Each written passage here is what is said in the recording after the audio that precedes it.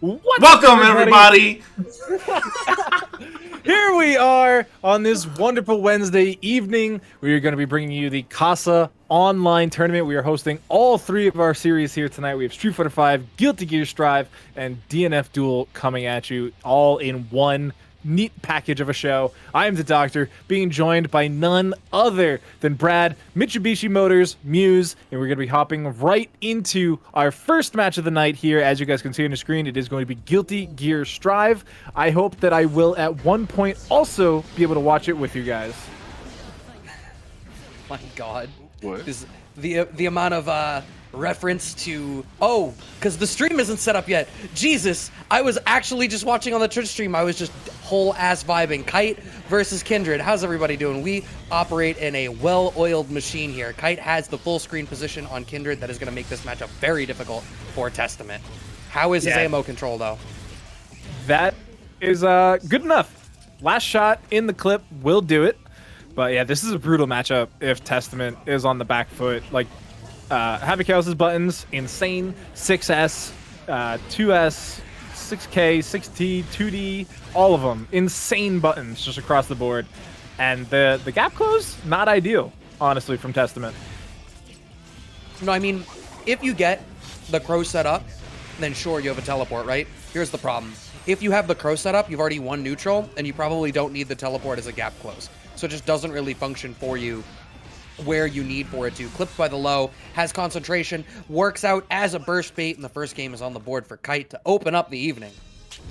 Yeah, Happy Chaos beats a lot of the options that Testament likes to use at that mid to far screen range, right? Like whether it's the Grave Reaper attempt, even if it's a fast version, it's still not fast enough to beat Gunshot if the gun is already out. And then Arbiter Sign is incredibly slow. So as fun as it is to watch people get caught by that all day long, it's just not really great against Happy Chaos. Yep, as we load in on the next game, no changes really coming out from Kindred. I feel like Strive is not really a game just yet where you see people making character changes outside of like very specific matchups. I know there was a window of time where people were entertaining the idea of picking up Axl to cover some of their bad matchups. Yeah, Axl is in a weird spot right now, I feel, because I do think Bridget is actually like an almost better version of Axl, but we also just had an Axl like top 3 at TNS on Monday, so I can't really talk too much smack, but already through the wall we go. Yeah, and I do want to highlight Kite opened this round up like super aggressively, going for the dash forward. I feel like what you really commonly see, at least historically, out of Happy Chaos is as we close out another game on the board here, making a clean 2 games already. I'm sorry, that was just 1 round. It was just so dominant. But no, the starts being as aggressive as they are from Kite, really, you know, there's that pocket on the screen where Testament can try to play their game. You highlighted how good a lot of their pokes were.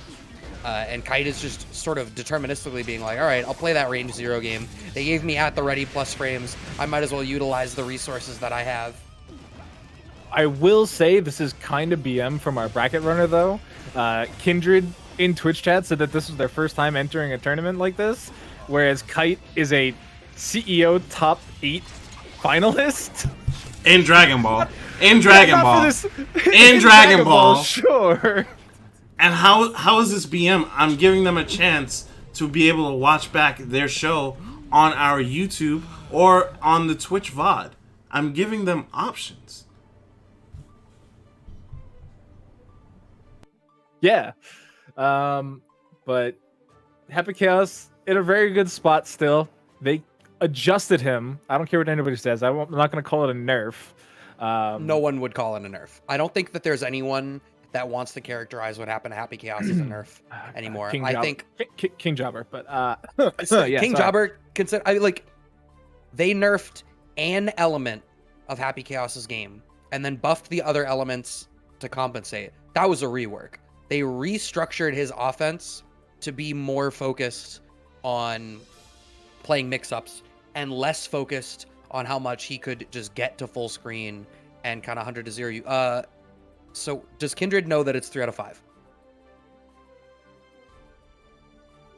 We'll find out in a second. Probably not. Probably not. That's fine. We'll get him back in just a second. But yeah, Happy Chaos, is still very good. We're seeing less of them in, top positions because a lot of the other characters in this game are also pretty good at playing the games they want to play.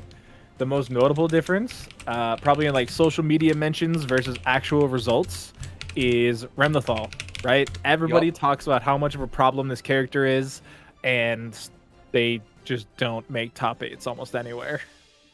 Yeah, it's actually funny how much, and this was true, before Strive 2.0 as well. I mean, we certainly saw more of her, I think, in the previous patches, but it's just so amusing to me how Ram has always been, oh, she's the problem, she's everything that's wrong with this game, and yet once you get to a top 8, it's like it's still Leo's. The Leo nerfs were horrible going into 2.0. Nope, Leo's still making top 8s. I want to point out, Brad is not mentioning the actual problem child of Guilty Gear Strive because he plays the character. Talking about favoritism tonight. Hey, I don't play Nago, and Nago is the real problem. As Kindred is able to finally get the first start, I don't know who else you might be talking about here, Doc. There is no other character that had received love that they did not need. Kite manages to pull this back into the driver's position as we pull off the Deus Ex, wants to reload the clip before the wall break. Yep, he has plenty of concentration, doesn't need a brain blast just yet. Look at that, rolls forward, YRC to try and stay safe, 2K2D Grave Reaper. That's a great defensive option coming in from Kindred. Just trying to get space, trying to get back into it. All right, and now you see Kite able to cheat out a little bit of extra reload there and decides to be the aggressor, run down behind the clip, close out the round, and we are now on set point here for Kite. Yeah, that was a really tough situation for Testament, right? Curse is applied, the Brain Blast is on, the Clipazine is mostly full. Like, it's tough when you just don't have any tension there to FD through. You have to be really strong on your walking blocks. I'm a little bit stuck on Clipazine, I gotta tell you. That said, Kite's going for a ride off the back of the Grave Reaper. Has plenty of resources. The BRC, they're going to be successful.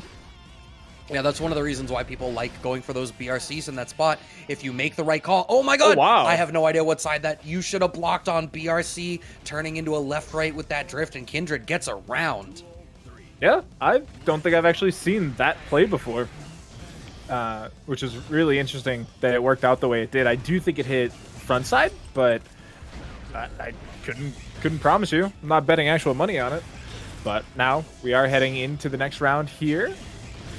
You can see Kindred is getting a little bit more comfortable with using like Far Slash, but it might be too little too late. Kite does not spend the bar to pop the wall. It maybe didn't have a resource they wanted. Oh, the attempt at the bait with the Shadow Clone. It's not going to work out, but we still have dominant position here. We pop the Brain Blast, and we're going to get the combo pickup. We absolutely should have the resources to close this out. Kindred makes some adjustments that I really like, but it's just too little too late. Yeah, the matchup is a tough one, and it's interesting that how much Curse is actually meaningful now, right? Like it feels in the style that Kite sometimes can help Testament in their ground game, because once they respect you at that range, you can press in enough to start to run your poke game. Yeah, and it we're talking about these normals that Testament brings to the table and what they can do. I did see a couple 2H attempts there from Kindred, which is probably one of her worst buttons, I would say. 23 frames startup, and it just feels like an eternity against a character like Happy Chaos. But we're moving on. We have fan favorite Yo-Man 5, the Baiken player, on screen, going up against McLambzy, previously the winner of a GTST Casa Online. Right, and now in the driver's seat, we got the party started. Oh, the burst does not get baited, even though it comes right after a red RC, but it's fine. A counter hit, Totsugeki connects, finding the 2H and closing out. Wow. One of the things about McLambzy, this May is so snowbally. It feels like the second you're against them, the match just ends up intensely out of your favor. Yeah, it's really interesting to watch in a lot of scenarios too, right? They just seem to always be pressing buttons and never on the receiving end of, a negative penalty or anything like that. And I don't mean like tension negative penalty. I just mean they don't get punished they just mash and it works. Double BRCs, and Yeoman's actually going to come out ahead. Goes with the H-Kabari. Ooh, wow, the Totsugeki, even as I'm watching on the playback, to make sure I recognize what tool it was that Yeoman lost to Totsugeki with. Yeah, okay, it's just, I missed it on the playback. It looked like it was going to be a Kabari or something, and the Totsugeki just smoked him. And I think it was 2S, I believe. Oh, maybe. The point being is it makes for this very difficult situation for you to be on as the defender, right? Because it's just so intense, and you need to represent different kinds of pokes, right? Like it's almost like you need to transition to using 6P as your like principal neutral poke in order to slow them down. Yeah, I don't believe Baiken 6P is godlike though, like some of the other characters that are privileged in this game. Baiken's definitely super privileged this patch, but I don't think the 6P is one of them. No, certainly. But like, you have the tool. That doesn't mean you want to use the tool, which becomes one of the problems here, right? Because you can see Yeoman was trying to check after every one of those Totsugekis. We saw a 6P whiff, a 5K whiff, finally trying to challenge with a 2S. The problem is, depending on where McLambzy ends on block after, because that's one of the changes that Mei got in this patch, is that she can change the momentum of Totsugeki, you can't necessarily guarantee where that spacing trap needs to happen. God. Oh my god.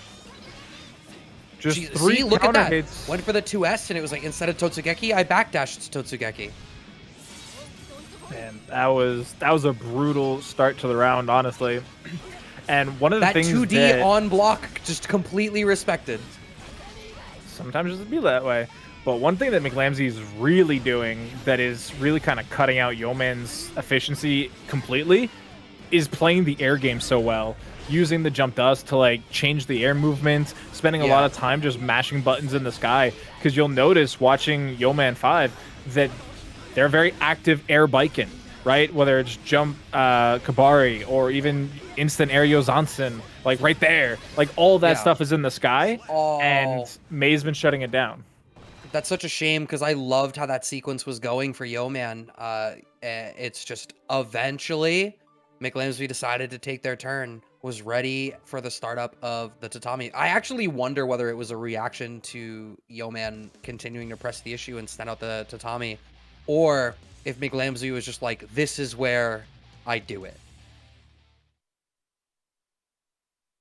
I'll say, I honestly didn't quite realize that Dolphin went right through tatami. For some reason, I thought it was on the blocked projectile list, even though it's not a projectile. I don't know why, but great start there with the 2H, I mean. Oh my god, sneaking in an extra overhead hit off of the H Dolphin. Yeoman is able to press the issue a little bit now. Oh, nice start there. Kabari, doesn't quite get the pickup afterwards, though. An up Dolphin into full combo, forces out the burst. That's a super late burst, too. I think I would have just given up the round, honestly. There is another problem that has been plaguing Yeoman through this set, and it's these minor optimization problems. Hits that are connecting that we're not ready to capitalize on. That whiff throw on Wake Up there, like, throw as a defensive choice would have been the right one, but it was a little bit early, and McLambzy was just out of way. There's so much damage behind this. There's the wall break. How is McLambzy going to spend the bar? Are they going to spend the bar? No, just right into slide red RC. You are dead, right? Oh, yeah. We didn't even need the bar. Baiken's tanky, not that tanky. That was 3-0. Holy moly. Yeah, all right. Wow, McLambzy. Tell me how you're really feeling. Moves on against Nero, who took it 3-1 over Spectryn. Who is, we've seen Spectryn a bunch of times in these top 8s for these Casa brackets as well. Yeah, Spectryn, no joke in the slightest, but honestly, we have a pretty solid bracket tonight looking at the players across the board. I'm literally typing these names as we see them on stream right now. IzzyFoofi and Kyet. So you guys are learning who these players are with me. I'm getting out of the way. Commentators, take it. Heading into the matchup, This is an interesting one. Baiken versus Axl. I think it's okay for Baiken. I think it's pretty tough for Axl, honestly. Yeah, I mean, you can see we've already seen the way that the Kabari... Oh my god, Blunderbuss comes out. Jesus, mine is bigger. Empty jump into throw to close out the round. Jesus. I love how that happens as Yo-Man says Kyet is a killer. Well, I guess it's a killer be killed world. I hate that you made that joke, because I did the same thing earlier this week in a Baiken Happy Chaos matchup.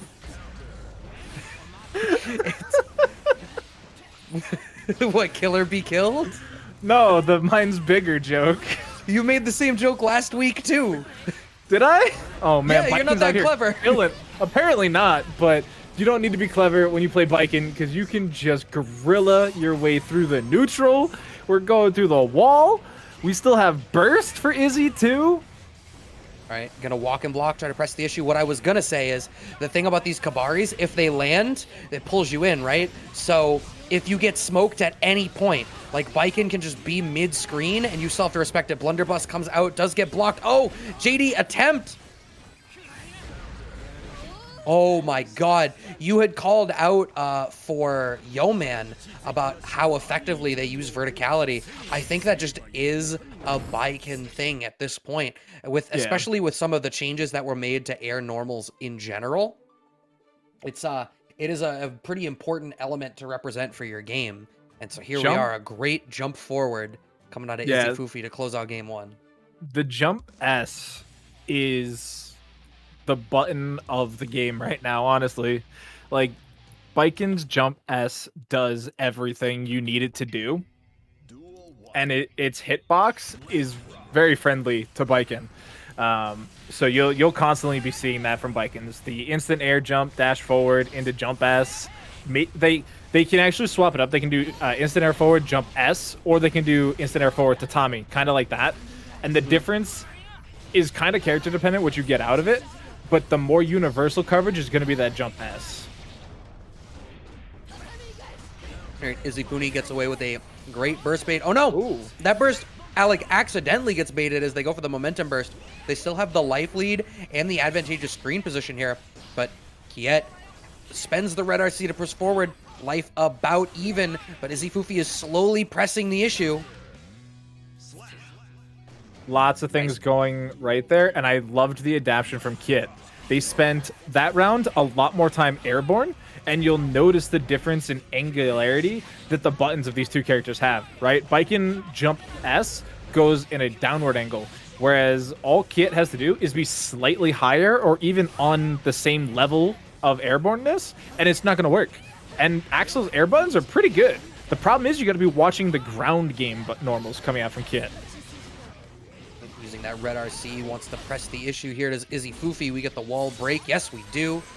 No tension behind it. And so far, we've not seen anybody playing for wall slump stuff tonight. And I think Baiken is comfortable enough in the neutral in this matchup that you're comfortable playing for the resource instead of the screen position. That may end up being a mistake for this round, though, as Kyet closes it out and gets a game on the board after being on the back foot in the wall break.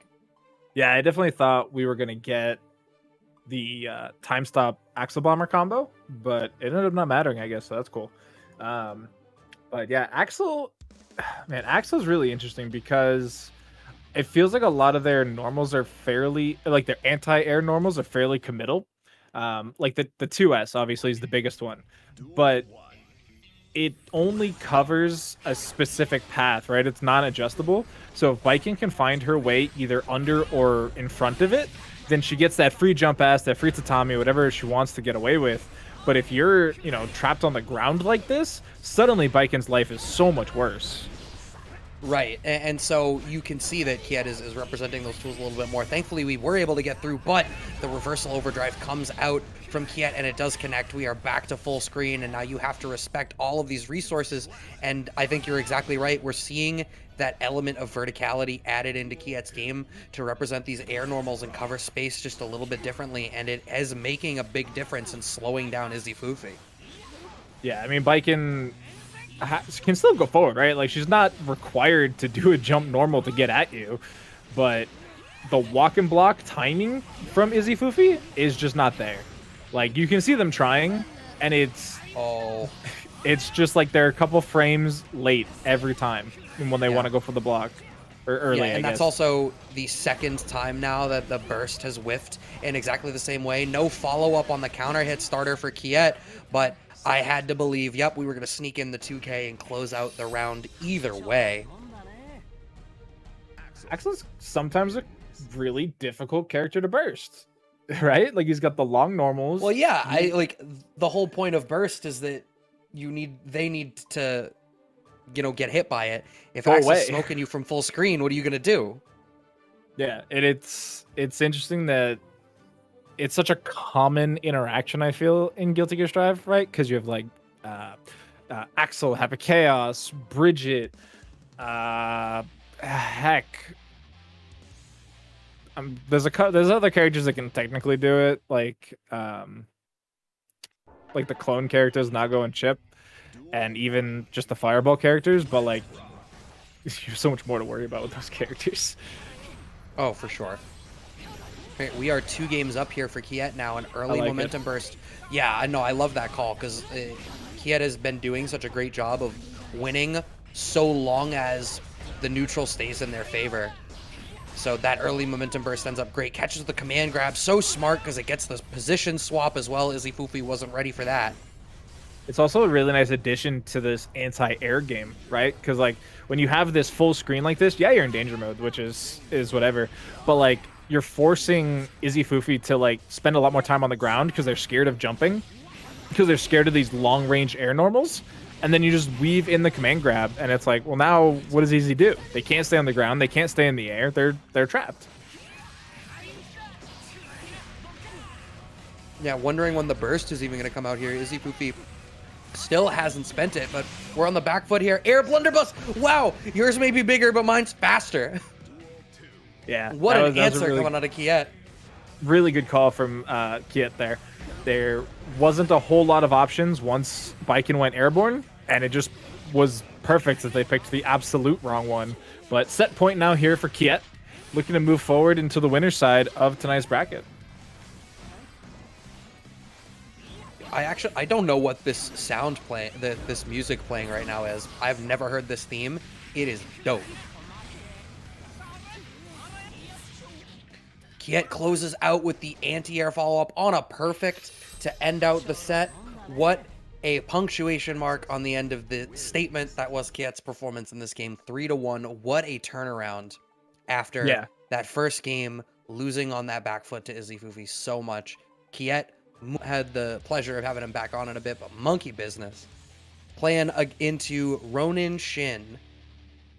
Yeah, I don't know if you saw Monkey's forbidden tech tweet from Badguy earlier today, but they're definitely practicing for East Coast Throwdown this weekend. I will give them that.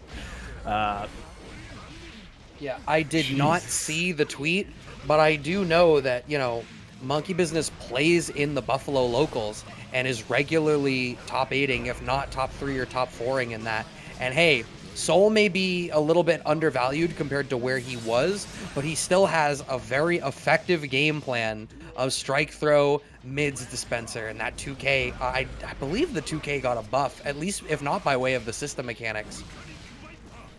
So as I understand, he gets the clean hit DP. I was gonna say, as I understand it, most of his P and K normals feel chunkier because of the system changes, but like, I don't think it's really the end of the world. I think it was just Badguy players adjusting to the patch, and now that there's a few of them still remaining, the character's still doing everything the character's always done. I mean, look at this game. Like, yeah, I remember that what had been expressed to me was, I know the big change they didn't like was that you lost a lot of the, buffer routes that confirmed into 6S. So a lot of stuff that like you could use 6S as a hit confirm often off of certain limbs. And like you saw there, 5K connected, 6S wasn't a combo. The gunflame after just kind of connected. But in the previous patch, that 6S was much more usable just as sort of chain filler. I don't think he needed it. I don't think it matters. No, I think the character's still really good. I think It's a solid pick. It's a great starter into Guilty Gear. I think Kaikisuke is technically better at the moment if you want to play the Guilty Gear Shoto Get Life, but oh my god, does this character do damage? Mm-hmm. Dash it forward, drops the hammer fist on him, and oh my god, here we go. All right. I don't know if that was supposed to work, but it was kind of sick. Yeah, that was an American reset if I've ever seen one. Wild throw, disrespecting Roninshin right now.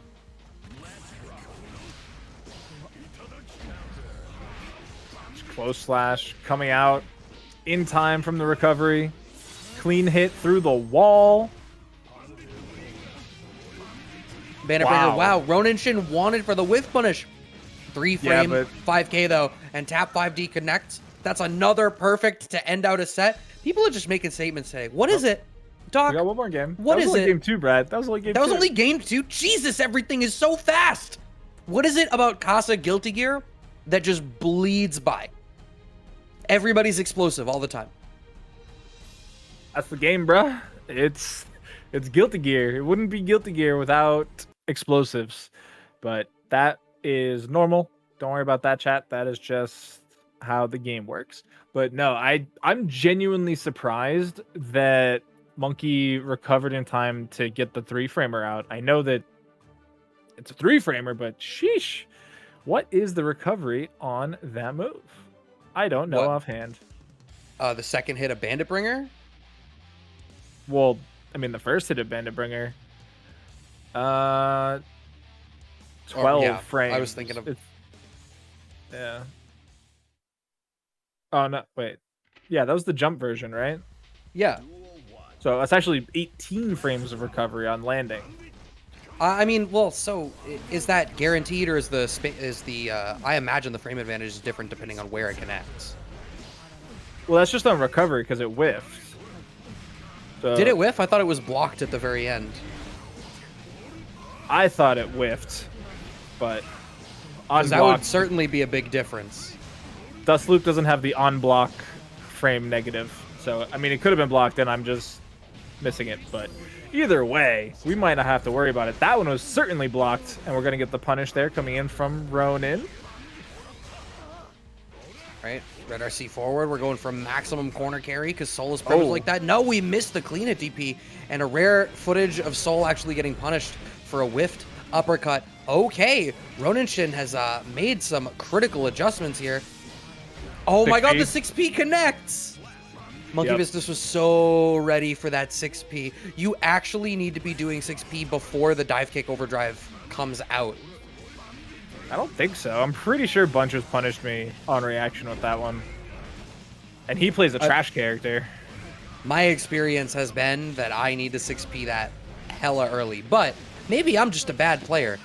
Comment in the chat if you think I'm a bad player or not. I probably am. 5K juggles, not going to connect reversal. DP comes out. Okay. Instant air Volcanic Viper twice. We're going for extra clean hits to maximize the damage. And MonkeyBizness is able to salvage out the set anyway. Can confirm now it is 3-0. No, he didn't just salvage the versus Kyet for a top 8 winner's side spot here in Guilty Gear Strive. Yeah, I think we are. So MonkeyBizness took it 3-0 over Roninshin, and Nero took it 3-0 over McLambzy to set up the other half of this winner's side top 8. And the winner of Kite and Shadow Mark is certainly going to be playing in Axl. What a rare mirror match to end up in. But here we are, pre-ECT. People going to work on their pocket Axls. I don't think anybody has a pocket Axl. I think these days, if you're playing Axl, he's your main squeeze. I don't think anybody's keeping this dude in the pocket. Oh, sure. I think I think with the tempo of the game right now, I think having to outspace people requires a lot more practice than it really sounds like, chat. So I think for the most part, Axl players are just kind of cracked. Yeah, speaking of cracked, ThatScrubDavid cracking that first hit on the board. First round goes to them as they end up having to cash out the time stop for the pickup mid-screen. Kyet starts in the driver's seat this one on an errant interaction, but it seems like ThatScrubDavid is very much the aggressor in this matchup so far. Gold Burst comes out. Oh, that Gold whip? Burst whips? They tried. They're like, I got you one better. And it turns out it wasn't better at all. 2S came in. All right. Man, Kyet. this mirror is so much better than the Zato mirror. Hey, the Zato mirror is a game of 4D chess. It's actually a versus game. You just don't know it. The Zato mirror is actually terrible to watch. So shout outs to Brad Muse for inflicting that upon us. But right now, we're having this fun, interesting game of Guilty Gear Strive ahead of us as the two players are trying their darndest to come out ahead. That was cheeky. I liked that. Yes, the air dash back, keeping their bad corner position, but getting the mix accordingly. Here's the problem. It afforded ThatScrubDavid this spot now, try to make something happen. Red RC right into the fast low. No, they didn't believe in the 2K, so they go for the tap 5D, and it gives Kyet another opportunity to press the issue and push forward. The command grab connects. Comes through. ThatScrubDavid has a burst on the table, but there's only so much they can really do with it. They're chipping on the back foot. Double jump comes out. Oh, man. Kyet can cash out, or they can cash out the time stop as soon as anything happens, but only if they don't get smoked for it. Kyet closes out a game for themselves. Easy peasy lemon squeezy, as the kids say these days.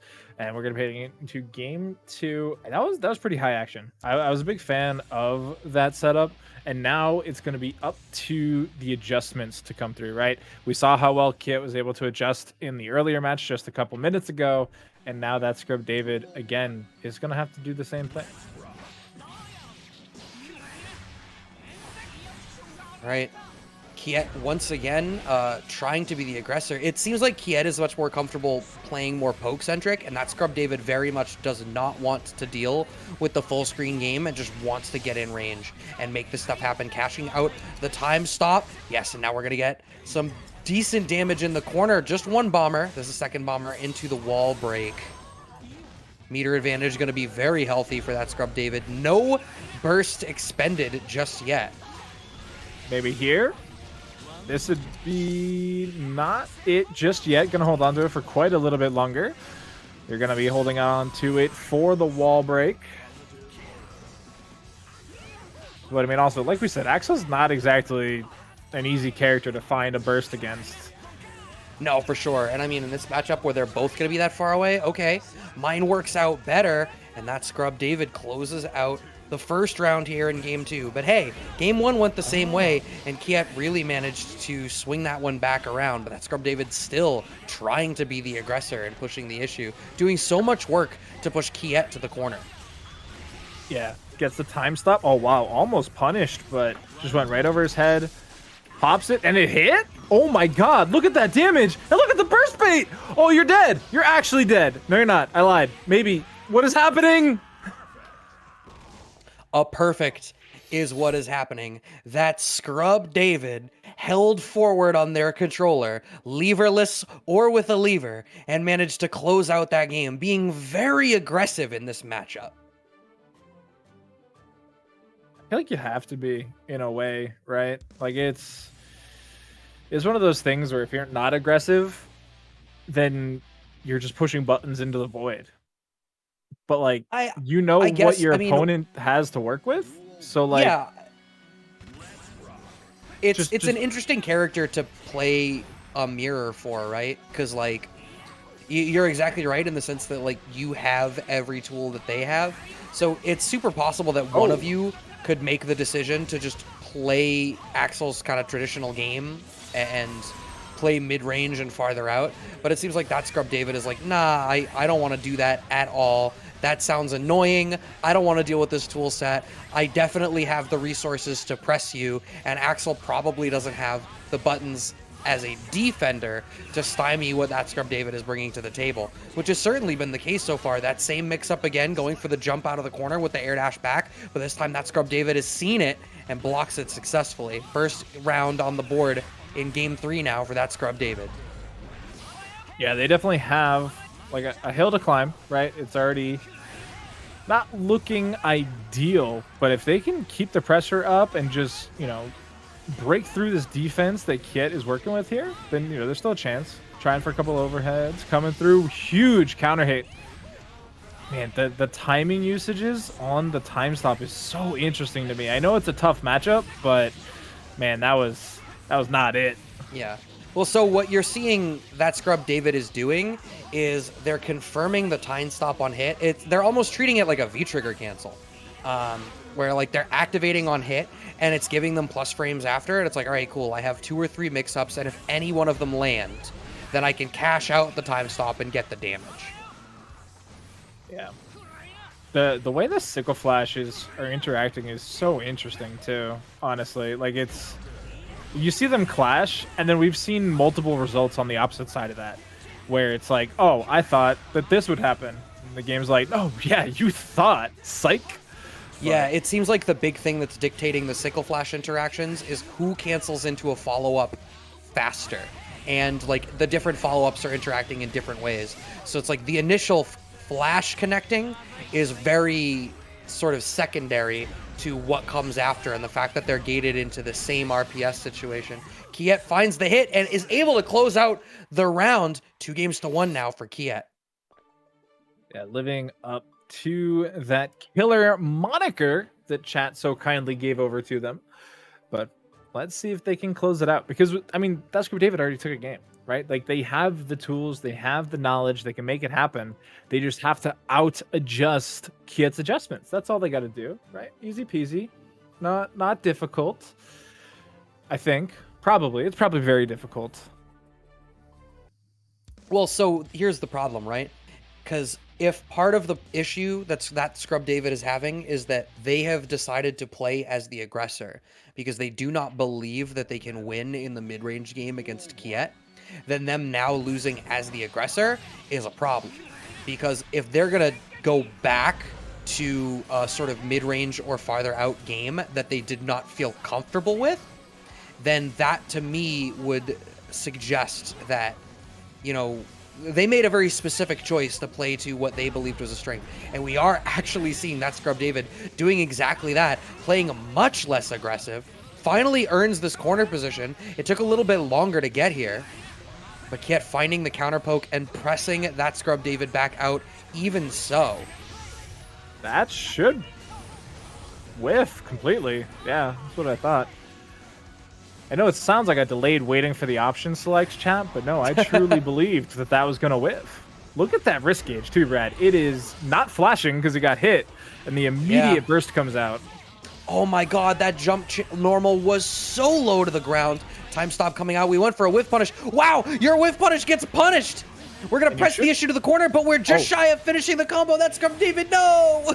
The rainwater just completely whiffed. And they definitely believed that was the option, but they'll end up with the victory in the end anyway, just jumping in at the right timing. Round start, 5P.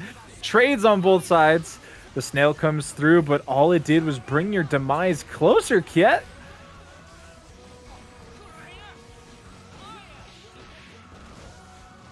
Right. Nice little timing. Oh, okay. Counter hit on the overhead. No, we're just a little bit too far away for the bomber to connect. 2K connects. We have nothing behind it, though. Risk gauge is pumping once again, but we low profile the 5P. Does Kyet, who has their burst back now. And this is where ThatScrubDavid can kind of chill, right? Like, they don't have to be hyper aggressive. They have such a life lead. They can pick their spots a little bit more evenly. They do need to be careful with the tension meter, though. It's not in their favor at the moment, and that should hit. It will. Is it going to do enough? No, not enough. But this is a big swing for Kyet if we're able to close this out. This is a spot where ThatScrubDavid is very likely not going to be able to burst, and in fact is not going to be able to burst to preserve that round. We are on set point for Kyet to make it in to the winner side of our top 8. Yeah, they went for a huge button right at the end there. 2H comes out and plenty of time to punish that. Wow. Air normal, hitting from a full screen away, it feels like. Oh my god. Okay. It's so goofy looking because he just does it 4 times in a row, and still works. Command grab into nothing. Had the tension, didn't want to spend it though. Went for another command grab and got hugely punished for it. Right. Time stop's active. You know what's unfortunate about all these time stops too is like I get that we're cashing them out, and in some part we kind of need to.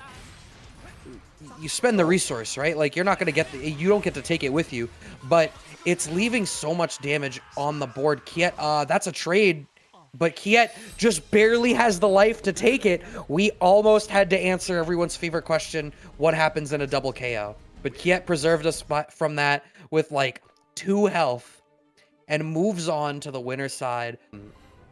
And like that was another thing where you couldn't map that button in the game.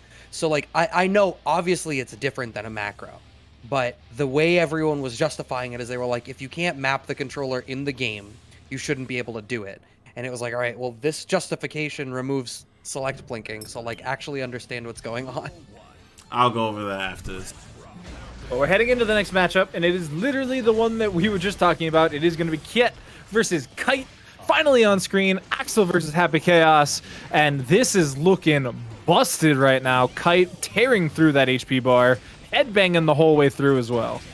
Yeah, I mean, Kite even said in the chat off rip, this matchup is 7-3 for Happy Chaos. And then he said, watch me still lose, but closing out that first round already with a perfect, wow, that's a tough spot to be in. I feel like the travel distance on Axl's normals are going to make for this to be a little bit difficult, because I feel like if Kite just goes to the air, especially once Curse is applied, it's just the second Kyet commits to any resource, Kite can just displace himself from that choice and then full-on challenge. Command grab connects, though, here for Kyet, who's having a fantastic sequence going for them right now. Yeah, it's going to rely on Kite's reactions to the Sickle Flash just the whole way through, because even that one, yeah, the trade damage goes in favor of Kite, but it forces them back to full screen. This is a tough situation again because of the curse. Honestly, once Kite's gotten the curse, they've been unstoppable. And like that's not fully the design of the character anymore, but look at that. Great catch on the curse throw.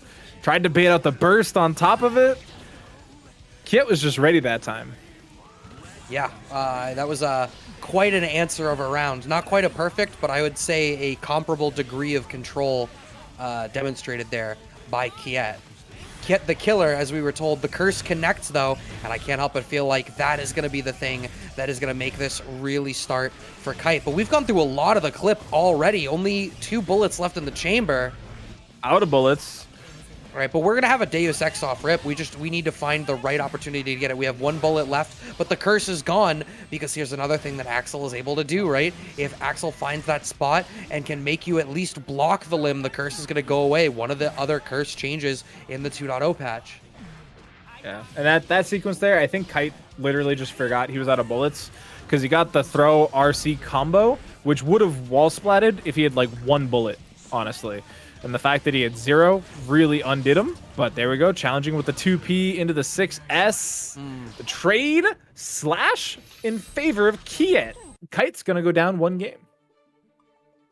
Yeah, I think for that round at least, I think it could have been Kite's, but just the bullet management never really worked out. And like the second Kite had the tension to pop off with Deus Ex Machina and get that free reload, they were out of bullets and out of position, which put them in a very difficult spot. If they wanted to be able to cash out on anything, it was going to have to be, just an errant hit or like a 2K. You were going to have to hard call on something. You weren't going to have what I know a lot of Happy Chaos is like, which is to be able to use those bullets to generate additional options for yourself that are themselves hit confirmable. Yeah, I guess the other option could have been that Kite just simply did the wrong combo. I think if they had done close slash into ready into maybe another close slash or something like that, it would have all broken as well. But either way, we're just right into it. And look at this. That counter hit is just going to end the round. Yeah, geez. That was what a reproduction of game 1. 2.5 touches. Perfect to round it out. Clipped a smart 2K comes out from Kyet, and Kite goes for a momentum burst that whiffs, going for the same side cross up that we've seen Kyet go for so many times so far tonight. Right. Gunshots as a whiff punish. We've got 1 bullet left in the clip. We had to concentrate. We didn't have the resources, though. Kite may have surrendered too much off of another, slight misutilization of resources, having no bullets in the clip, and now we're on the back foot. When are we going to find the chance for a reload? 1 bullet loaded. Wants to cheat out another, but you can tell that Kyet knows that they want to do that and is playing way more active. Closing out the round now is Kyet. 1 round apiece. Yeah, once you lose those bullets, most characters in the game are in a position where they can just stop you from reloading, unless you get that like 2K2D knockdown, which sometimes is very risky. And bullet management has been the #1 fall of Happy Chaos players. Like concentrations, whatever, tensions, whatever, it's the bullets that seem to be catching them off guard when they run out of them. All right, Kyet is in this strong position again. It's so interesting, right? Like, Kite, if we reset to neutral and Curse is not on, Kite really ends up on the back foot. And I think Kyet is doing a really good job of differentiating the angles that they're using to control the screen. Bot tells me, exclamation breath. Dollar. Holy. Brad's got the most expensive swear jar on the planet. What are you putting in the swear jar? A nickel? Bitch, who is you? It's like a quarter. You just walk around with quarters? Yo, commentate the match. With change. No cash money in 2022, Brad. But either way, Kite is not going to be finding any quarters under his pillow because he is getting his teeth knocked down his throat. Reversal overdrive comes out. It hits the shadow clone, but Kite is not able to move out of the way. Still on the back foot, smoked out by the counter, a little bit too far away for the 2P. Blue RC forward drift actually gets smoked out, and Kyet is on set point. That is definitely a rough way to start it, but curse applied. 5P, just that's the magic button, right? Like, if you're thinking about this match, it's kind of like, oh, maybe Happy Chaos can outrange him a little bit. But that 5P just causes so many problems. Great burst coming out. The sickle flash connects. Great punishing on the curse again. Yeah, that's I think been the biggest adjustment that Kyet has made, is they're doing a great job of making sure that the curse game never really gets started, and that's how Kite is on this back foot. This wall break is not going to kill, but Kyet's going to have the positive bonus going into it. Blue RC forward drift coming out from Kite, who does find the well-placed anti-air as Kyet. Oh, I have to imagine that's not what Kite wanted. We would have ended up basically at the corner. Yeah, that's one of those tough interactions that just kind of happens sometimes in this game. But they recovered nicely. They didn't let it spoil their mood too much. They closed out the round in as best chance as possible, and they get another chance at life. This is still set point, though, for Kyet.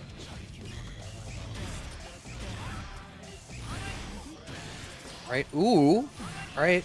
Kite is doing a better job of sort of threading the needle and picking different spots on the screen, but Kyet is using the movement that they have available to them to reposition really quickly. Gold burst comes out from Kite. I like that call. You're not going to get to regular burst particularly often. Blue RC, nothing really comes of it, and we're reset back to neutral.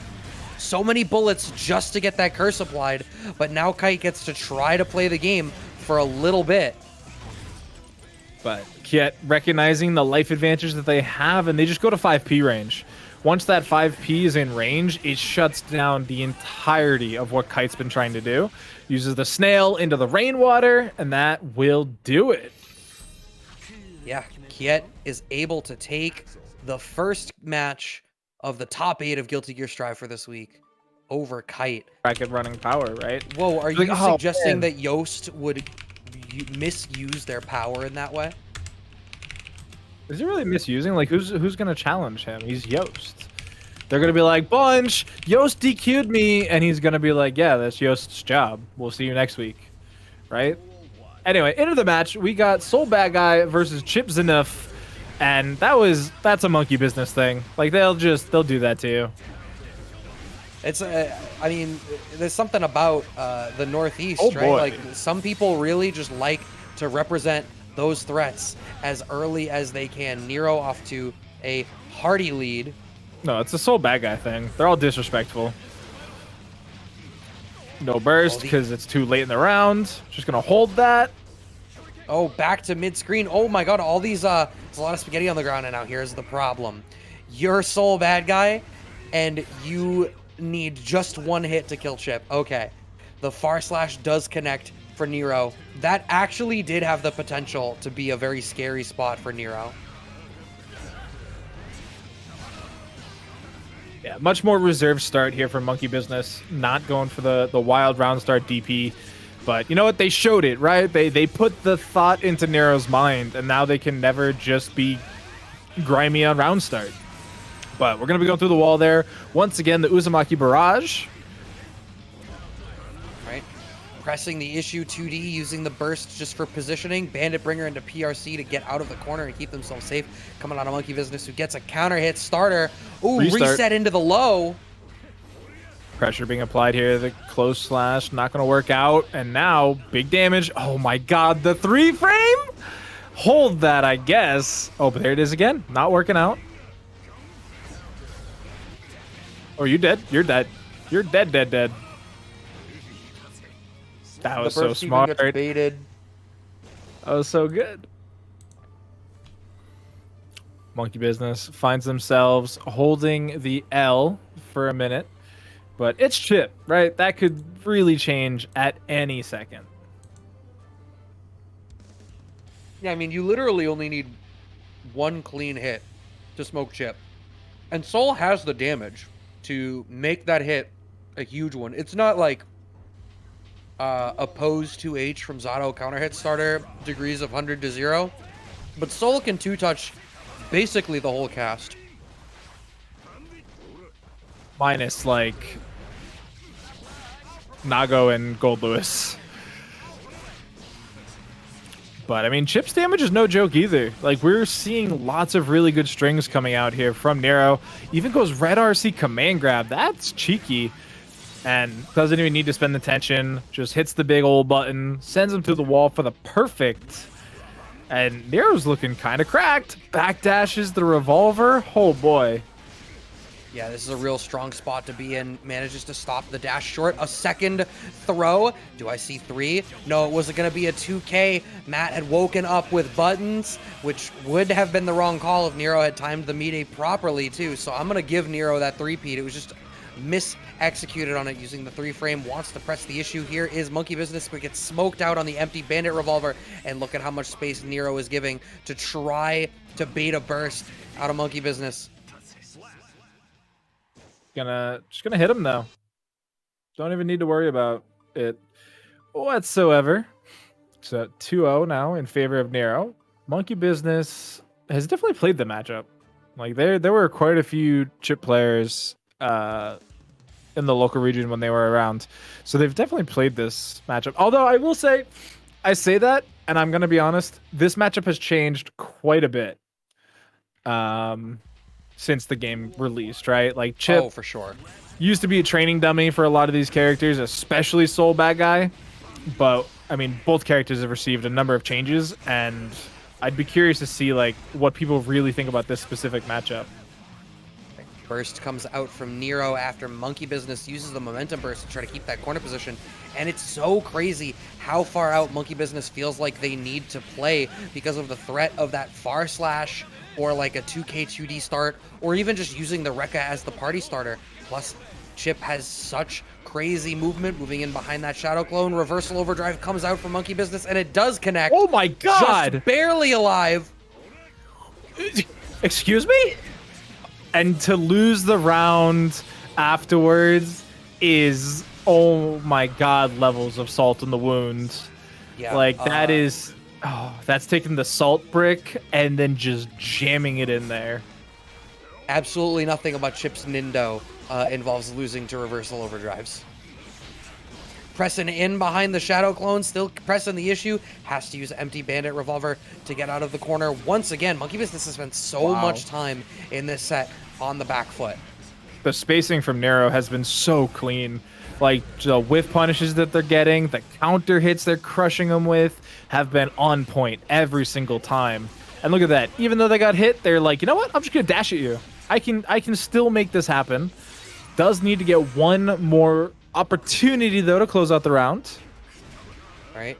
trying to press the issue. MonkeyBizness doesn't have a whole lot of resources. 2D counter hit starter is going to be enough as Nero sends out the poke to stop from MonkeyBizness from trying to claim space too aggressively, and Nero's closing it out. We've had a lot of 3-0s this evening so far. Yeah, I mean, that can kind of be the nature of the game. It is, obviously so explosive, and some of these matchups can be pretty finicky, honestly, right? Like we've seen like the Axl mirror, the Happy Chaos Axl, Twitch, Soul Badguy versus Chipp, which is like, we're used to seeing it explosive in the opposite direction from what we just saw, but Nero played out of his mind. Like we've seen matchups that, aren't always ideal for who's on screen. We saw Testament Happy Chaos too. That was brutal. Yeah. No, absolutely. I mean, sometimes it happens, but like, I don't necessarily know if that one can be charted up to like a character matchup thing, right? Like you alluded to it, and we don't necessarily off the top of our heads know where people sort of landed on that matchup right now, but I should think that Soul has the damage available to him in order to, try to cash something out. It does look like we're jumping right up to the winners finals as we wait for losers to progress a little bit in the back. So it is going to be Kyet versus Nero. This is going to be interesting. As intensely as Nero was playing and as well as they utilized Chipp's movement versus how good a job Kyet has done of making adjustments around the way people want to press the issue against them. Yeah, this will be the true test, though, for Kyet's adjustment, because no character they've been up against so far has had the movement or the move speed of Chipp, right? Like, they are so lightning quick.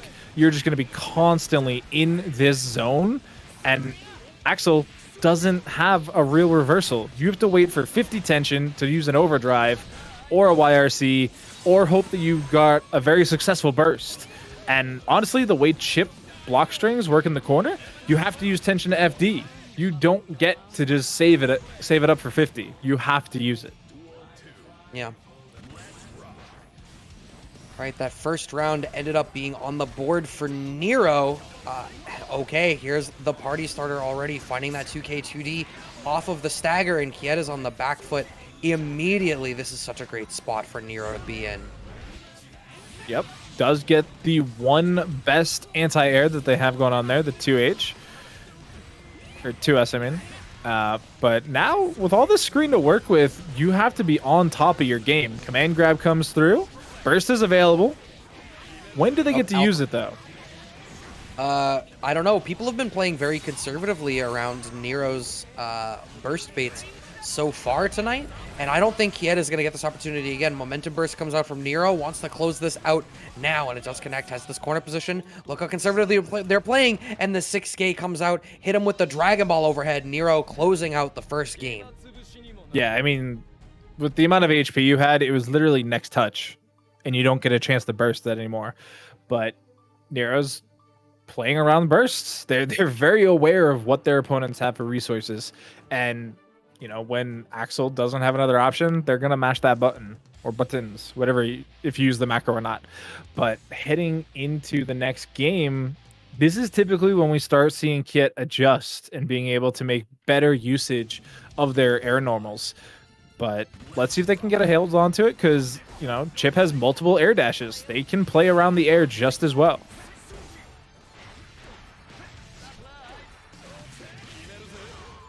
Oh boy. Oh my god, even structuring this combo specifically in a way to be more burst safe and setting up that mix-up, which I'm so impressed that Kyet was able to block. But this pressure is looking so dominant, finally has to burst on the close / counter hit starter. Yeah, that was absolutely where you wanted to burst.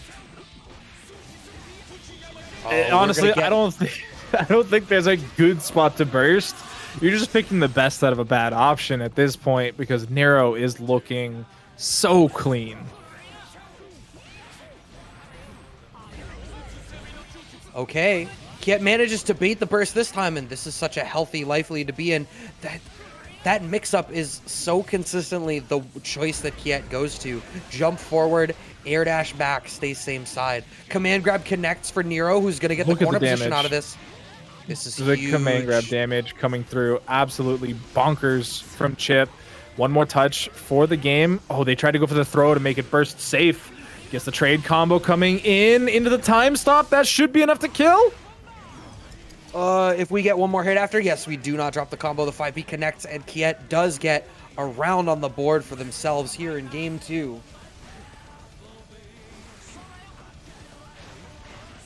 Okay, went for something of a whiff punish. It's so difficult for Axl to... You really can't make a mistake because Chipp has so much movement available to them. And with the buff to that far slash, it just makes it even easier for Nero to... You don't have to get as far in now that that tool is buffed in 2.0. And I really like that Nero isn't going for the wall slump options. They're actively using the tension to get the positive bonus, to get the Oki, because it's so strong on Chipp. Like the Oki itself gets you back into the P1 corner, and then that positive bonus keeps you in there by being able to use these fast RCs to go for these tricky overheads, or even to go for like crazy overhead Rekka strings that sometimes catch people completely off guard and gives you the huge counter hit to move forward with. Like, it is so much pressure coming from this character. All right, as we load in now to game 3, like you said, what we have seen so far tonight was Kyet making those adjustments, but the pace that Nero is playing at right now seems like it might be a little bit too much for Kyet. This is the winners finals, so this may well be Kyet's last opportunity to try to make something happen. And here's one of the problems too. This is such a strong life lead, but Kyet's had these life leads already in this set, and if Nero gets in, Kyet only gets so many opportunities to try to get out. JK connects as the air-to-air normals do not do a good enough job. Did we block off the dash? Yes, we did, and we're going to get the punish. Burst has to come out from Kyet to keep themselves alive, but smoked by the overhead with the red RC behind it. Goes for the second mix-up opportunity, and then just the raw jump K crushes the brain stem of Axl there, sends him through the wall for good measure, and now it's set point here for Nero. And this is tough. Like, Kyet just simply hasn't gotten the chance to play for the most of these games. Great life lead here, but again, it's one hit away from just being evened out. There's no burst here for Kyet. And there we are. That JK as the party starter, so difficult. It seems like it even comes in at an angle that Kyet doesn't seem to have a fantastic tool to deal with. An extra cross up keeps them alive. I don't... Yeah, you are correct. And Chipp with such little gut scaling, but we even saw this in the chat. Someone said earlier a backdash will dodge the command grab. Nero demonstrating exactly that, backdash and having the move speed behind that dash to move in and close it out. And hey, there's 10 codes left, and if Guilty Gear manages to get through those 10 codes, Bunch has so kindly let us all know that even though y'all didn't meet his challenge last week, he'll still throw 25 in that prize pool if you guys get through the rest of these coupon codes. They didn't meet last week or this week. So I'm giving you a third challenge, another way in. Figure it out. Spectryn on the Anji versus ThatScrubDavid. Our second Axl here in this top 8, and representing throw a lot so far in this early round. I imagine wanting... I was going to say, I think it's a really good option against Anji, honestly, in a lot of situations. But it was Marvello versus Voltion on Monday, and it was good. It was really good. Time stop incoming. This is something we saw from ThatScrubDavid a lot earlier. That time go, they're successful with the command grab, but that scaling is bonkers because of the command grab. Also, Anji's a beefy boy. Yeah, I mean, look at that. He's got his chest out like that. You know that he is comfortable with it. Oh, the reversal overdrive is going to come out through the Fujin pressure, and it is going to connect as we went for the empty flip. Spectryn going down that first round. But that risk gauge was super high, too, as I watch on the playback. That was a crazy call-out to go with round start 5D from ThatScrubDavid. But they just truly believed in the hop, I guess. But here comes the Anji train. definitely a grip of damage when this character does get the hit, but that's the toughest part, honestly. Fujin, overhead. Right? The fan toss catches the backdash attempt out of ThatScrubDavid, who is, I think, doing a pretty decent job of controlling the space in front of him between 5K, 2K. Time stop install is there. We want a hit. We should have confirmed it off of that one. Oh, we are going to actually get a punish, but he's too high up. So ThatScrubDavid had no options as Spectryn was far too high in the sky. Are we going to be able to close out with this damage? No, went for the command grab reset, but Spectryn was ready for it. A 6P comes out to close out the round and the first game here for ThatScrubDavid, though. Run up 6P is definitely an interesting option there as well. But yeah, time stop, that's an oopsie. But you know what? That's okay. We live, persevere, move forward.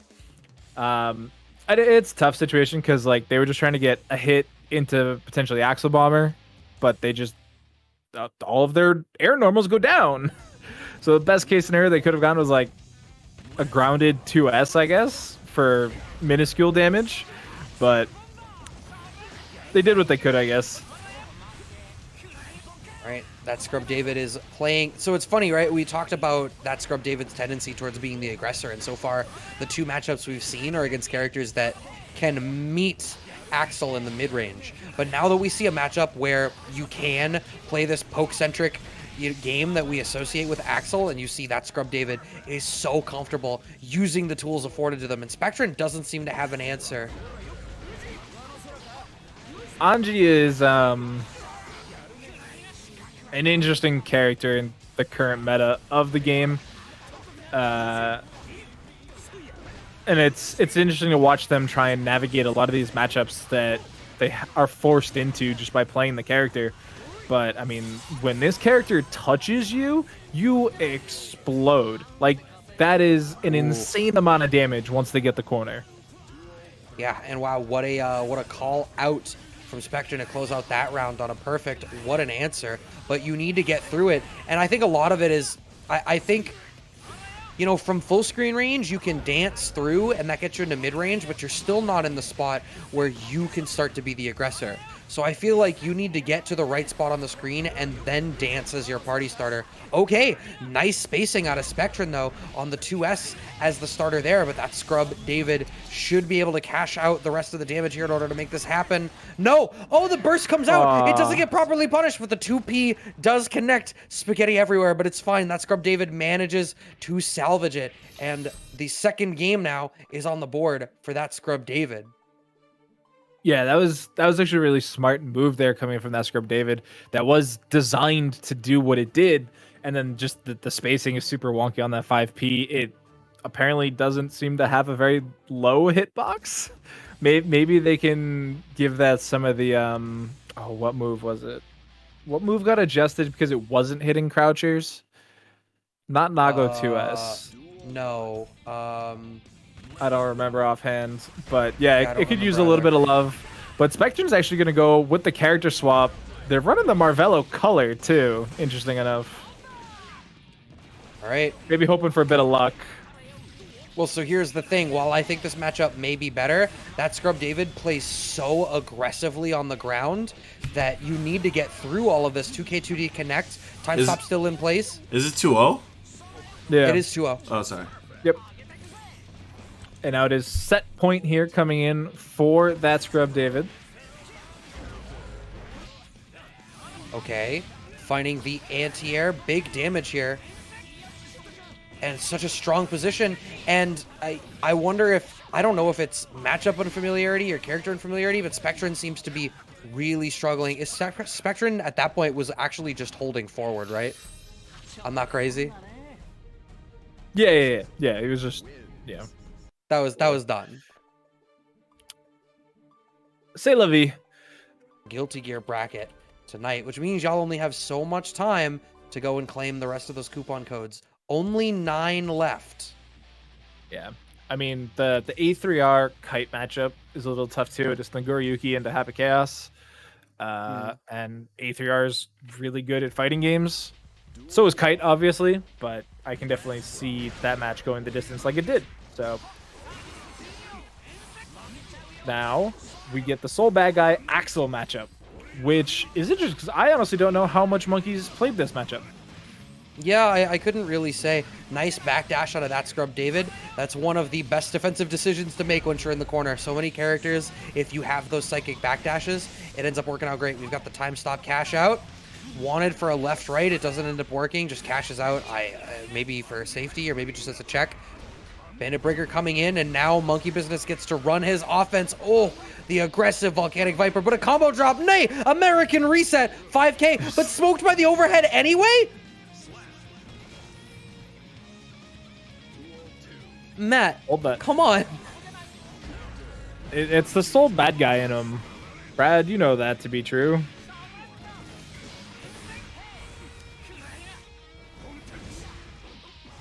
Gets Vortex into the sky. We are going to go for the wall break. We actually had the overdrive to cash out the wall break in the way we wanted to.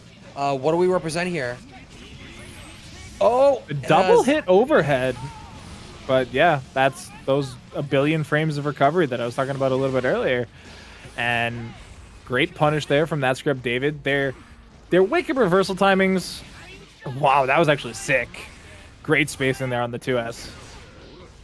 All right, Vortex connects. We're going to get the combo. Red RC wanted for the burst bait, wanted for a second burst bait, but ThatScrubDavid is so willing to sit on that burst. Understood they had a round to burn and was just like, well, whatever. You're either gonna take it and lose, or you're gonna take the round, and I trust my neutral in the next game with a burst. And that's something that you used to give Punk a little bit of a hard time for back when in the beginning when Punk was playing Soul Bad Guy as well, in that they're so committed to trying to get the burst out of their opponent, they don't actually go for the kill. And that definitely felt like what happened to Monkey there, but they're still landing. They're still getting 5Ks. Yeah, speaking of 5Ks, I think ThatScrubDavid has been using 5K so effectively all night. Just how active they are in that poke game has been a real problem for people. Bandit Bringer as the party starter. This is probably the best situation that MonkeyBizness has found for themselves so far. I almost wonder if breaking the wall was maybe not the play. That's not going to matter if off of the empty Bandit revolver, we get the 5K starter. These 3 frames working out hella privileged and doing wonders for MonkeyBizness in all these scramble situations. Oh my god, the biggest of counter hits into a dust combo to the sky. Oh boy. That's a nice looking combo right there. No counter hit on this round start, but he gets it eventually. All right, we have so much resources. Has to spend the burst. Blue RC slowed down ThatScrubDavid actually enough for MonkeyBizness to recognize that the limb had come out and buffer the Volcanic Viper behind it. What a great use of bar off of that positive bonus to close out that round. A game on the board for MonkeyBizness now. And we definitely have a set now. This is where Monkey can really start capitalizing. It's, you know, the tempo and the persistence that Soul Bad Guy brings to a set where you can just overwhelm your opponents. Obviously, he got a crazy round starter that time, and you're not going to get that every time. And yeah, he tried it again, didn't work, had to burst, and it just gets punished immediately. So like this is the other half of that coin. When you don't get that great round starter, Soul Bad Guy, and you got to work your way in. I'm gonna have to ask MonkeyBizness if he gambled at Evo, because he's certainly playing like a high roller so far here, and I wonder what kind of energy he's bringing off of his last major appearance. Clipped on the back sway coming out of ThatScrubDavid. Another round on the board, and yeah, you're exactly right. MonkeyBizness lost out at round start and just never recovered. I would definitely bet money on Monkey gambling in Vegas. I don't know if that's degenerate or not. Betting money on somebody else betting money. Side bets on other people betting? Yeah. Red RC. That was sick. Into the Fafnir. Through the wall we go. Oh, the jump does not gonna work. Things are starting to come together. Blocks on the time stop. right? 5P Monkey? connects, but we're a little bit too far away. MonkeyBizness does not find the whiff punish and still has so many resources. I'm waiting for something to come out. 6H just wanted to control the screen. Oh, that extra little delay from MonkeyBizness after that second PRC. Wow, waited exactly long enough for ThatScrubDavid to stop defending.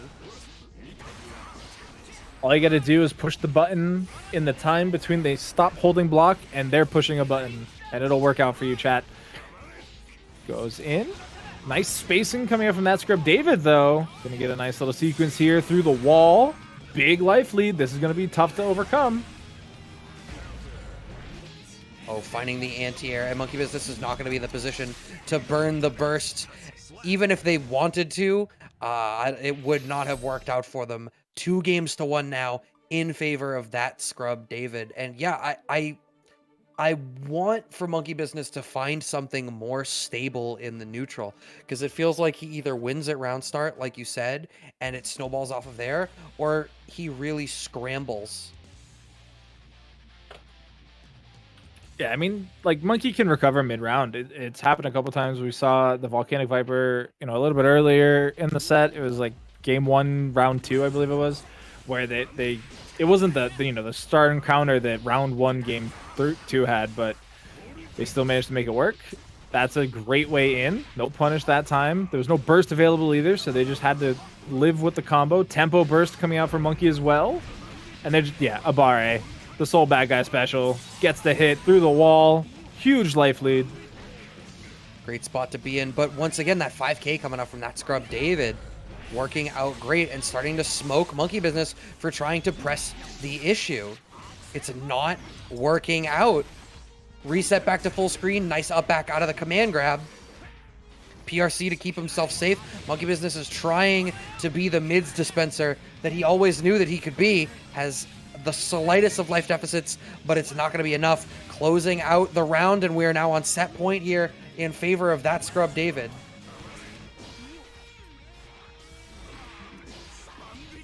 Oh, went for the wild throw. Must have been a misinput, though, I imagine, because they got the 6P, and then they just kept the fist out there trying to grab something. But run up buttons, gonna work out for Monkey. Tempo burst again, but they get immediately sent back to full screen. Oh, the command grab connects, and we do cash it out, so we're going to have that poor scaling, but we are going to get the wall break off of it. Positive bonus cycles it back into their favor. This is a really strong position to be in. Blue RC forward drift. Was there extra slowdown from the Blue RC on the defending side, or was that just the benefit of the counter hit 2K change? Yes. I'll take that answer. ThatScrubDavid moves on to the top 4. Gets to play against A3R to see who moves on to play against Kyet. We could see an Axl mirror run back in the losers finals, depending on how this next match go. Does A3R have it in them to get through the gauntlet of Axls before they play against Nero?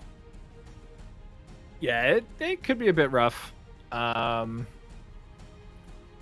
hey, it could be all stopped. It could have all been stopped if Kite had just won. I'm going to be ThatScrubDavid versus A3 Religion. Shut up, bunch. You're streaming from New York, therefore it still works. No, that was me. That was me chortling. It does work. I just don't know how I feel about it. And I was immediately like, all right, are either of these players from New York? How valid is this? If 2 of the 3 people talking on the stream are not in New York, can we still say it's from New York? Is that like a Ship of Theseus question? A3R whiffing the 2H at round start. You hate to see it. And just like that, ThatScrubDavid is on some full screen stuff. A3R is in level 2 blood gauge already, although it's now passively drained back down into level 1.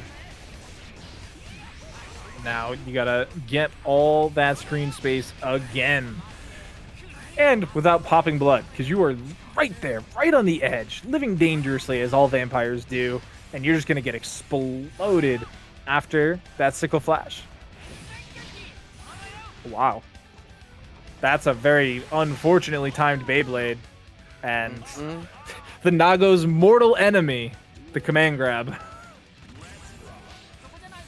I mean, even more than that, like obviously the command grab is unfortunate, but just like this is speaking to a problem that it looks like A3R is having so far, which is you need to spend so much blood in order to get in. A3R really only kind of gets one shot, because if you have to reset back to neutral, you're not going to be afforded the opportunity to just have the resources to get back in again. 2H connects. The blood was literally about to pop. Look down at that bar. If that 5D tap did not connect, ThatScrubDavid would have had the chance to run that round back.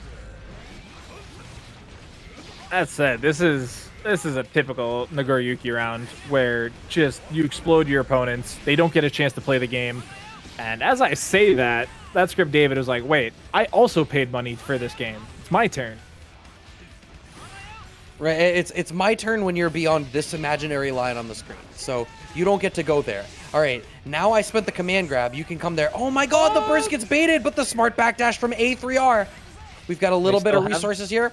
You know what? If I'm A3R, you do a Fukio PRC. Oh, like sometimes I know stuff about things, but A3R with the combo drop because he was worried about the burst bait and may have surrendered their chance to close out the round. Yeah, chat, if you're in a similar situation, spend the cash. Don't let it happen to you. Oof. ThatScrubDavid closing out the first game in the losers semifinals match. We are staring down the barrel of a salty run back Axl Mirror in losers finals, unless A3R can bring this back around. Yeah, and it's just so crazy how disciplined ThatScrubDavid is around burst, right? Like, he's basically mixing his opponents by not using it, right? Like, they keep gifting him opportunities to stay alive in these rounds because they're like, of course he's gonna burst. Any sane human would burst here, and then I get the kill. And then ThatScrubDavid's like, haha, psych. And then they just turn it around on you, and you're like, he boomed me. ThatScrubDavid boomed me. Absolutely. A3R gets to be in the driver's side for a second. Gold Burst works out stellar here for ThatScrubDavid. We get the cash out on the time stop. We're pressing the issue. Blood gauge is depleting down to level 1 once again here for A3R. That said, right back up to the sky goes the blood pressure. Gonna be able to follow it up here. It's not gonna be enough to get the kill just yet. Next hit will do it though. Yeah, the Beyblade connects there as ThatScrubDavid believed that we were going to be in a stagger situation, thought they had the chance to the up back. They did not. Finding an anti-air here, though, is ThatScrubDavid, and we've reset back to full screen. No punish on the windmill there. Explosion. And this is tough for A3, right? Like, they can do so well once they get in. It's the getting in part that has kind of been an issue. You know what? ThatScrubDavid has been utilizing something very smart in this round in particular. Keeps dashing forward and either, representing different anti-airs as A3R goes to the air, or even representing air throw. 2H trades. A reversal overdrive is something that ThatScrubDavid is so willing to represent, and no one is calling them on it. Another round on the board here for ThatScrubDavid. Keeping the time alive, and that is that is every Nagoriyuki's dream right there. Gets the command grab into the wall break. Oh man, it's all coming together. As I say that though, side swap with the corpse hop. Now ThatScrubDavid in complete control. Interesting choice of knockdown, I feel. It works obviously, but the forward throw comes out. 5P. Disrespectful. Just full on not kind to his opponents. And A3R makes him punished for it. Yeah. I like some of the layers that ThatScrubDavid was implementing in. I liked the more active movement to, move forward and pick different angles. But part of the difficulty with that is if you're ever wrong in the ways that you make that call, Nagoriyuki has a truckload of damage waiting behind you if you make any mistakes, and A3R is absolutely able to capitalize on that. and you just got to keep doing it again and again and again because you are trying to win the set. You're trying to move forward. You want to play against a different Axl player right after this. And this is how you do it, chat. You get big damage on the board, send him through the wall, take your bonus in the positives, and just pay attention to your blood pressure. It's going down, so he's chilling. Yeah.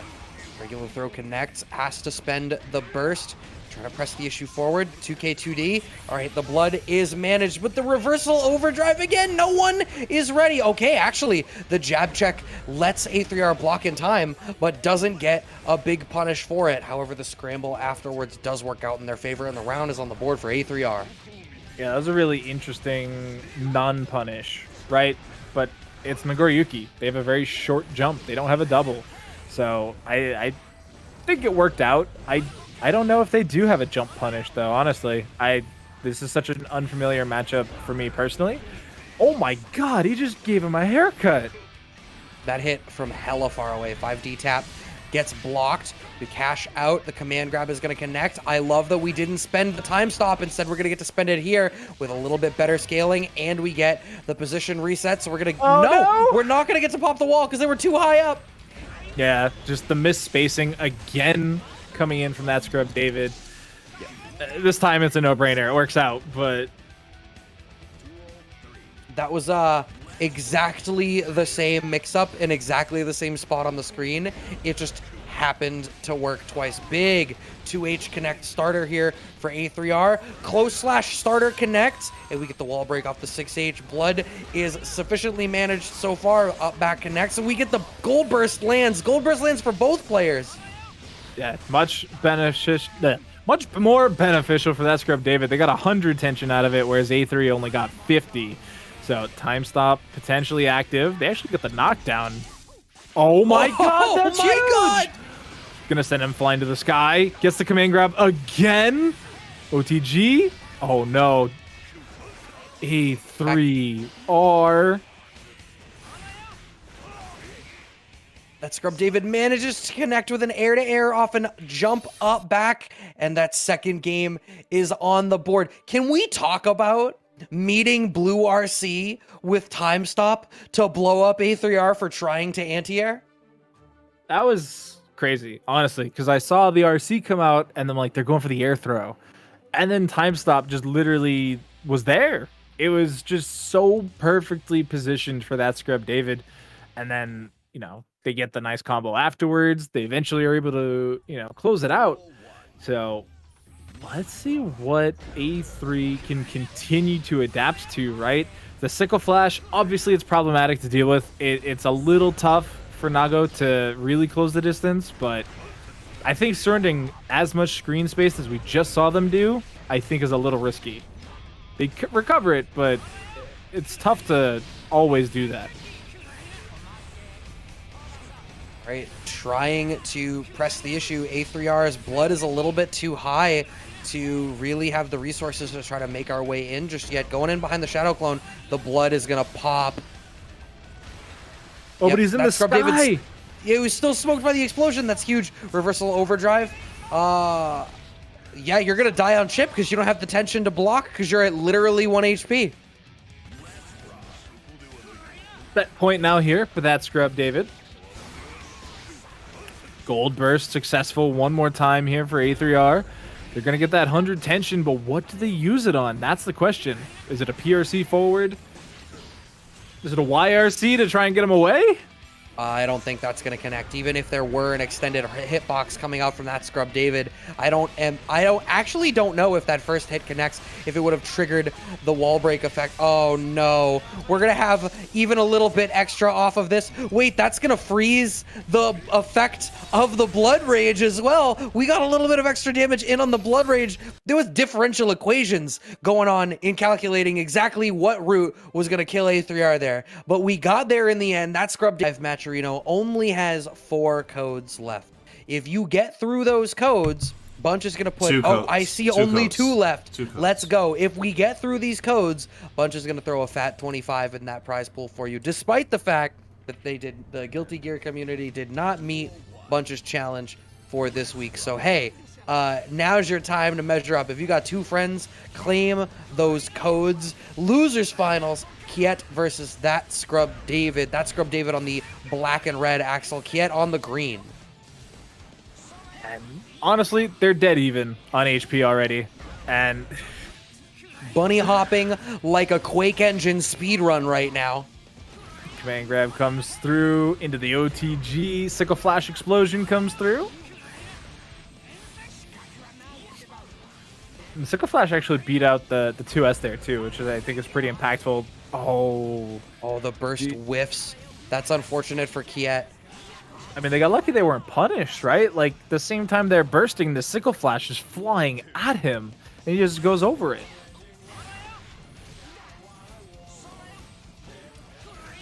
Right, well, a first round on the board for ThatScrubDavid, who did... That thought completely escaped me. Has this hit in the corner now as the starter. I'm not even going to front. I was watching the vectors that were going on the screen, and the words just became angles. I just always look for the rhombus. Brad at RC forward gets the tap dust, but I mean they're on the same wavelength. Honestly, the brain cell is ping-ponging between the two of them. Is that going to be enough to kill? I don't know, actually. It's no, not. We needed one more hit. Oh my god, ThatScrubDavid just snipes out Kyet with so little life left. Still had the shooter on the roof with the scope. Closing it out with the Sickle Flash and the explosion follow-up. The first game is on the board. And I just double-checked. So the reason I didn't see their play in top 8 was because they played each other in top 16. Where Kyet took it 3-1.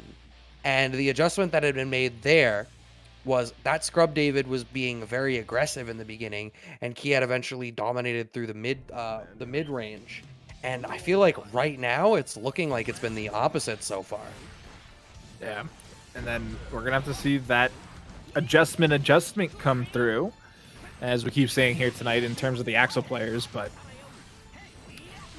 I am excited to watch this because they're really playing it out.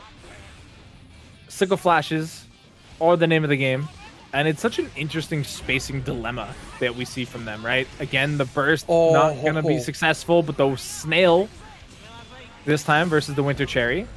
Oh my god. Oh my god. Wait, so did Kyet just hit that button twice in the understanding that it was going to clash, and so they could cancel it into itself? I think they were mashing, is what I'm gonna say. Okay. I don't know. I guess I'm trying to give them. I guess I'm trying to give them credit. You're trying to make them predictive, and I don't know if you can easily predict the 2H there and just be like, yeah, I'm gonna bar it and win in the end.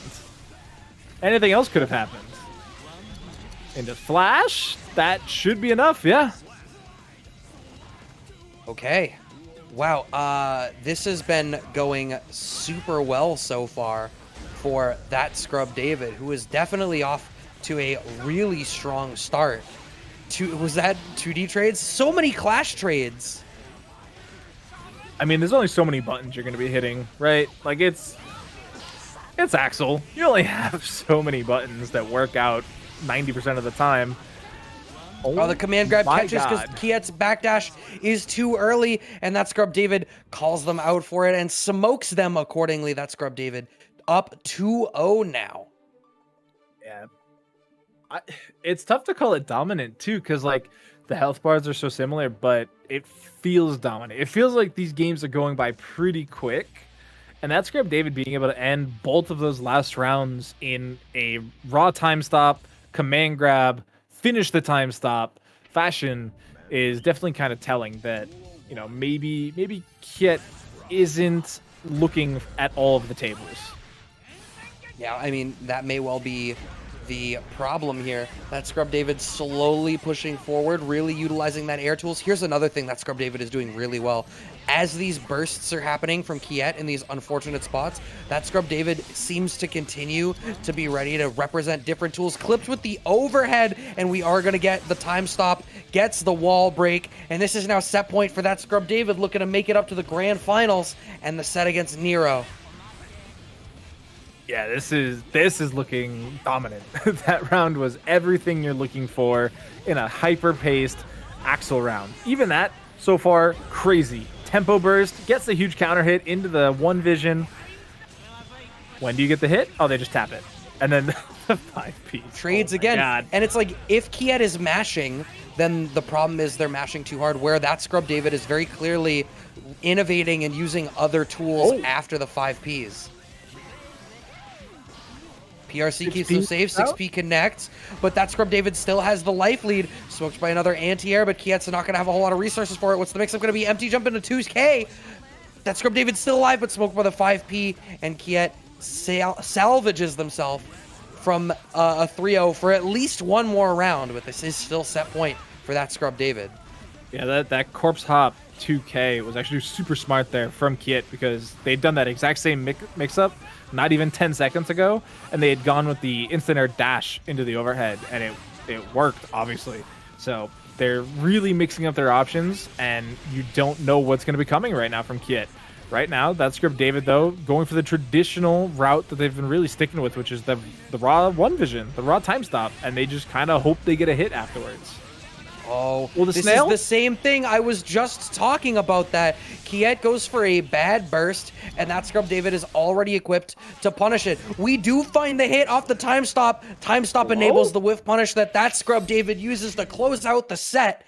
And ThatScrubDavid will move on to the loser side of our grand finals to show us maybe a different flavor of the Chipp versus Axl matchup.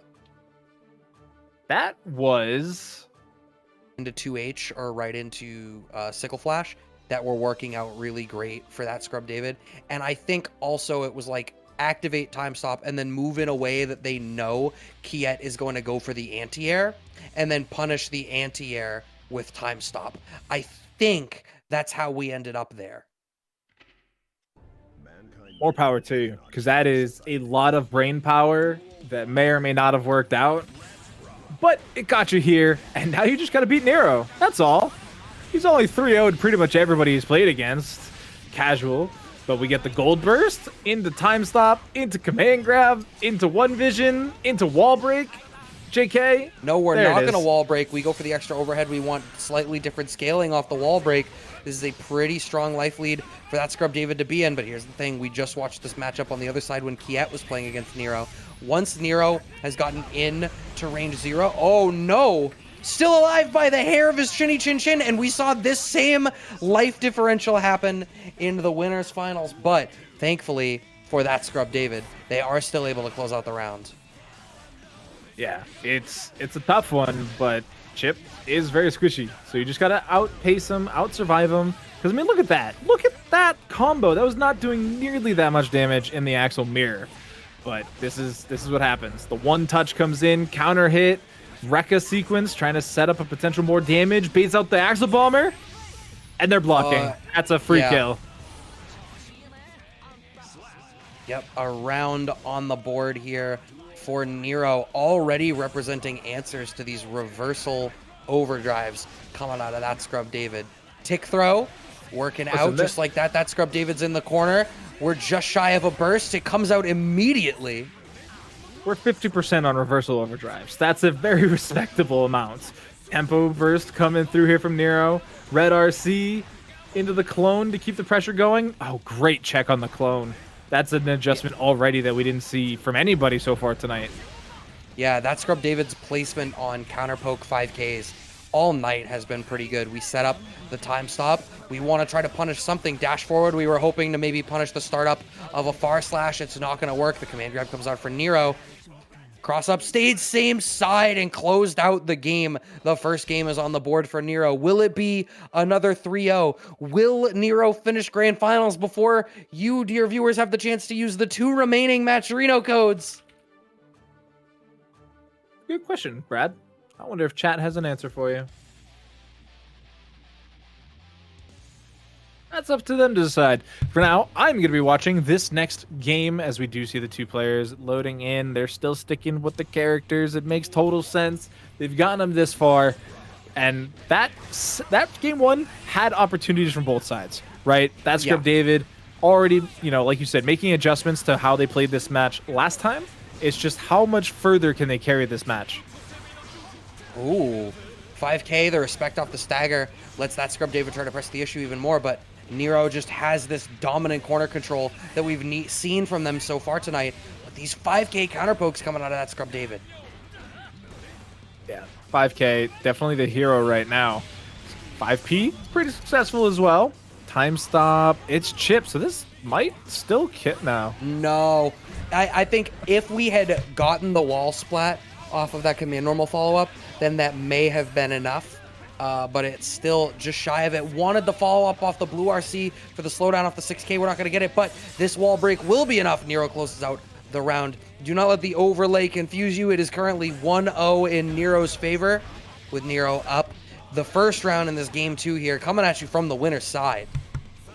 Yeah, and I do like that, ThatScrubDavid continues to represent, their fastest options in the 5K, 2K. But, I mean, there's still that 3-framer from Chipp. You don't have all of the options on your side. Catches the backdash, though. Oh. Trade on the clash? Okay. Red RC. We are off the OTG going to be able to follow that up. And Nero, also comparatively conservative with the burst. Just elected to take it in to the next round. Early burst coming out from ThatScrubDavid. Doesn't want to deal with the back foot, but this far slash pressure as the starter from Nero is so good. That button is so good now that they have buffed it. Yeah, I mean, look at what you can get out of it. 5P, just trying to close up the gap, trying to close the space, keep the airs controlled. Sickle Flash, Winter Cherry. Oh my god, that's a huge counter hit. There's no burst either. Plus frames, plus positive bonus. Wall break. Nero has a burst available if they need a momentum burst at any point. What is ThatScrubDavid going to do? Are we going to see anything? Not even a YRC? No, just FDs trying to keep him pressed out, clipped by the 2K. Are we going to recover in time off the 5K? No, we're not. We eat a fair bit of damage, but Nero is still sitting pretty right now. Yep, just trying to walk and block it down. Has tension on their side. I was really hoping, and it was the hopest of hopes, that they went for the overdrive in the sky. But you know what? I accept it. I wanted to see, man, how do you pronounce this? Zanseroga? I don't know. That's probably wrong. But if they'd sniped it, that would have been insane, because that move has invincible frames, Brad. They very easily could have beaten that air P from Axl, and they would have won the round. They had the tension for it, and like you said, there's no YRC or anything like that. They were just FDing. Burst baited. That was the burst safe route, like specifically. Yeah, that was something we've already seen tonight. That was something that they've already seen tonight. Nice up back out of the command grab, but Nero finds the punish because Nero is operating on layers right now.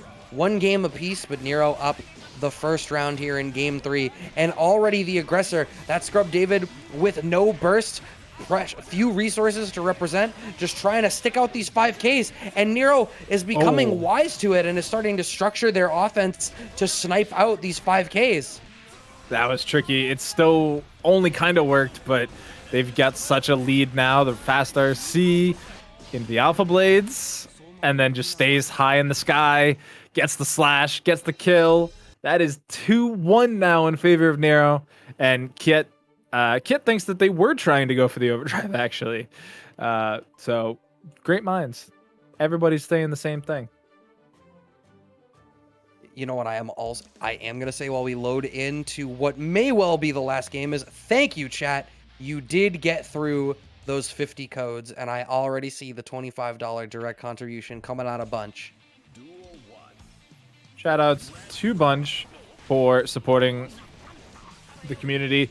You love to see it. Community, supporting the community. Thank you for the direct contribution. And now look at this. We're making direct contributions to the blood bank as Nero is so down in the dumps already. Finally gets a hit, though. That's blocked. You're punished. Bad boy. Oh, no punish. Unfortunate. Burst safe combo coming through. Hold it. All right. ThatScrubDavid sends layers a reset into the middle of that. A gold burst comes out from ThatScrubDavid, who does get this time stop. That should absolutely be the damage for it, because this should all be burst safe. And it is.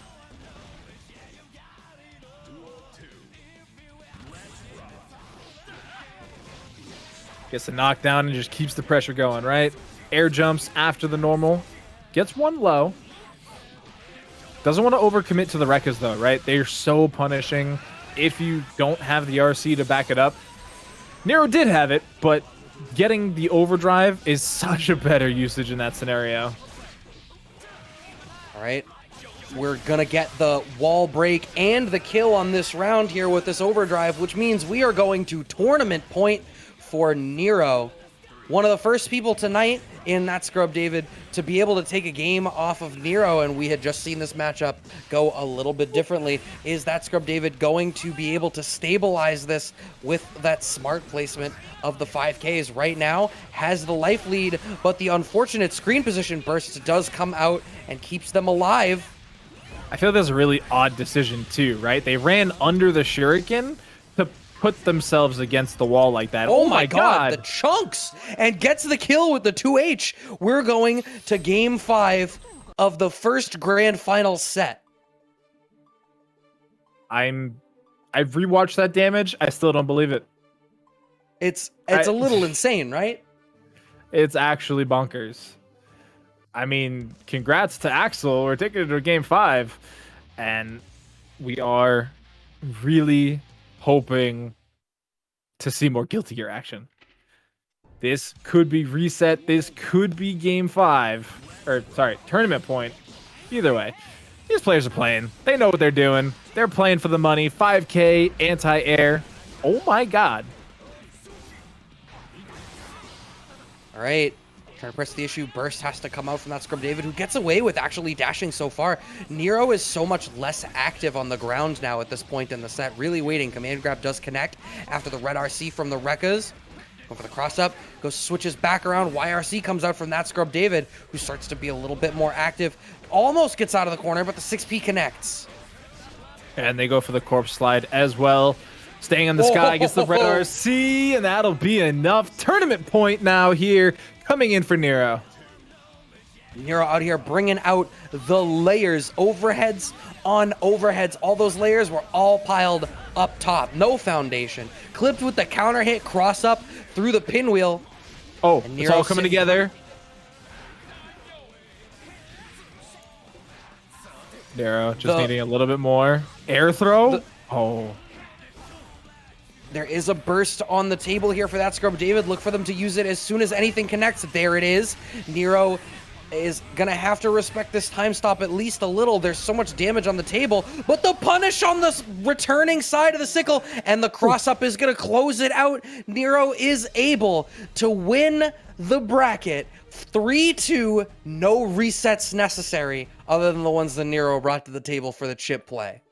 That was grimy whole way through. Honestly, both of those players are full of grime. But congratulations to Nero for making yourselves a Guilty Gear Strive Casa online champion.